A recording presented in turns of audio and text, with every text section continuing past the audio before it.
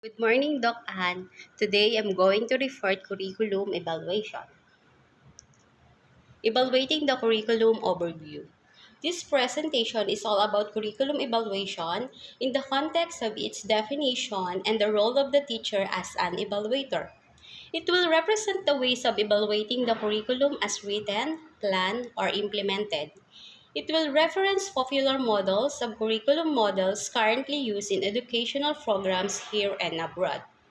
Curriculum evaluation is a component of curriculum development that responds to public accountability. It looks into educational reforms or innovations that happen in the teacher classrooms, the school, district, division, or the whole educational system, as well as it is establishing the merit and worth of a curriculum. Test results will only base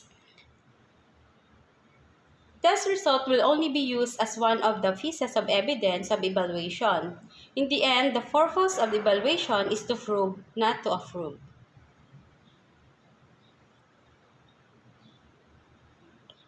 What, why, and how to evaluate curriculum. What? For persons, Umstein and definition of curriculum. Umstein A and Hankins defined curriculum evaluation is a process done in order to gather data that enables one to decide whether to accept, change, eliminate the whole curriculum of a textbook. McNeil J. 1997. Evaluation answers two questions. Do plan learning opportunities, programs, courses, and activities as developed and organized actually produce desired result? Gary L. 1985. Evaluation is to identify the weaknesses and strengths as well as problems encountered in the implementation to improve the curriculum development process. It is to determine the effectiveness of and the returns on allocated finance. Olivia Fee, 1988. It is a process of delineating, obtaining, and providing useful information for judging alternatives for purposes of modifying or eliminating the curriculum. Why? Any aspect of an activity or undertaking should be evaluated for a purpose of better performance in the future. If evaluated objectively, this brings good result and achieve quality performance.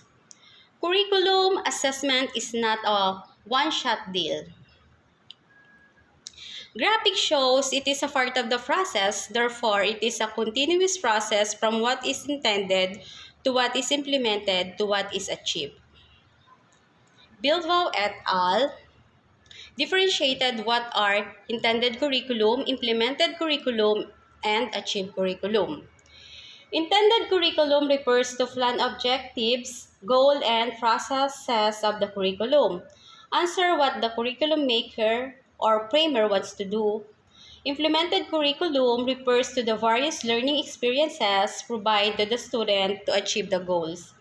And achieved curriculum refers to the learning outcomes measured by learning performance. What are the objectives of curriculum evaluation? The general objectives of curriculum evaluation are examine and evaluate the historical, philosophical, ethical, social, and economic and political influence on curriculum. Evaluate curriculum methods and structures in relation to national curricular standards and to national value-added mandates. Relate cognitive and brain-based research to curricular methods, structure, and intents. Analyze the compatibility of the curriculum and related assessment. Explore the effects of curriculum on teaching, learning, supervision, and policy. Evaluate the curricular demands of a digital age. Define personal philosophy and approach regarding curriculum design, development, and implementation. Reasons for curriculum evaluation. Curriculum evaluation identifies the strength and weakness of existing curriculum that will be the basis for intended plan, design, or implementation. When evaluation is done in the middle of the curriculum development, it will design or implemented curriculum can produce or is producing the desired result. This is related to monitoring. Curriculum evaluation will guide whether the results have equaled or exceed the standards, sometimes called as terminal assessment. Curriculum evaluation provides information necessary for teachers, school managers, curriculum specialists for policy recommendation that will enhance achieved learning outcomes. This is the basis of decision making. In curriculum evaluation, important processes were involved such as needs assessment, monitoring, terminal assessment, and decision making. How?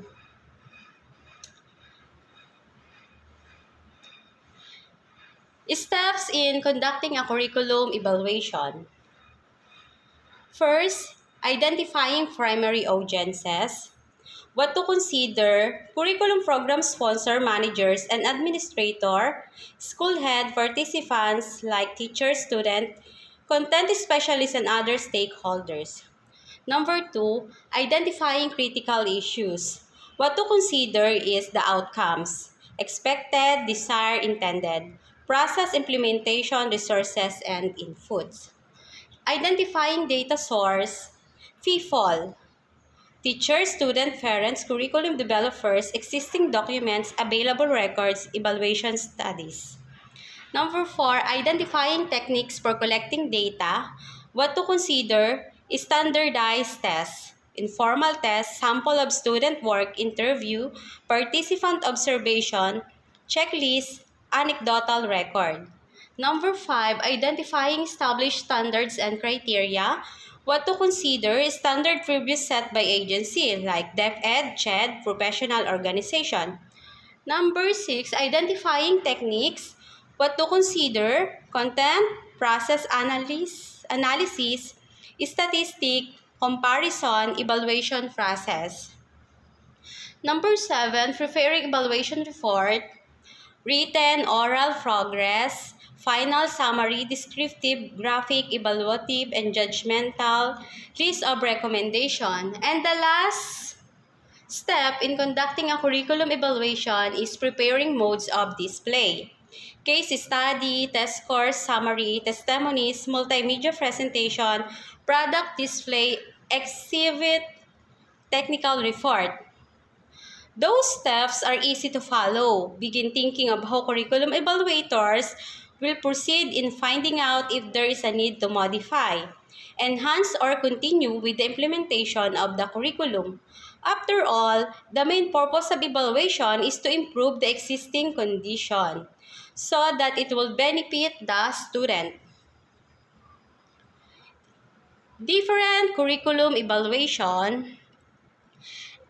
First on L.H. Bradley, and evaluation model short description is Bradley Effectiveness Model, Ralph Tyler, Tyler's Objective-Centered Model, Daniel Stufflebeam Model or CIPV, Robert Stake, Stake's Countenance Model 1967, Stake Responsive Model 1976, Stake Case Study Models 1978, Michael Scriben Consumer-Oriented Evaluation, Hammond's Goal Attainment Model, Parlett and Hamilton 1976 Illuminative Model, Chemis 1974 Surrogate Experience Model. Curriculum Evaluation Models by Ralph Tyler and Hilda Taba, and with evaluation. Evaluation is a big idea that collectively tells about the value or worth of something that was done. Curriculum specialists have proposed an array of models which are useful for classroom teachers and practitioners. Let's look some of these. Despite the variety methods of in curriculum evaluation, the approach are usually classified into broad areas. Traditional evaluation is concerned with determining the extent to which students achieve the outcomes of curriculum, relies heavily on the testing of the student.